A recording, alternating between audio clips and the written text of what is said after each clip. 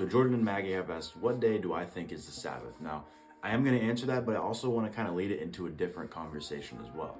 Obviously, the Sabbath is typically viewed as the day you go to church on, right? You have Sunday being the typical for like Protestant America that I live in. You have Seventh-day Adventists who really advocate for the seventh day, Saturday being the Sabbath. And I've even heard of people who go to church on Wednesday. So there is a few options here for what, is popularly considered to be the Sabbath, or like the Sabbath ceremonies, I guess you could say, are celebrated on.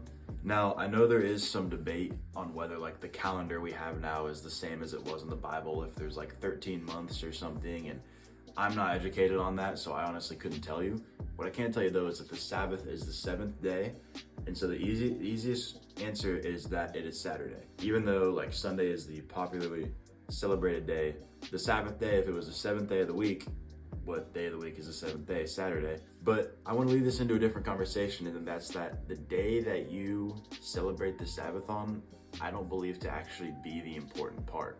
The Sabbath day is an example of the day God rested, right? And this is typically viewed as the day you should go to church on. I think honoring the Sabbath is more so having a day of the week where you rest. You allow yourself rest, because as human beings, we need rest. Even God rested and he doesn't need rest, but he set a pretty good example for us.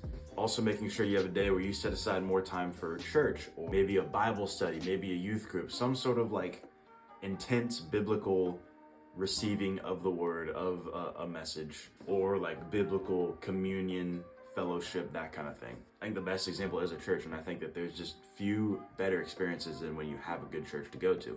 So if you ask me, honoring the Sabbath doesn't necessarily mean you have to go to church and do specific things on a specific day.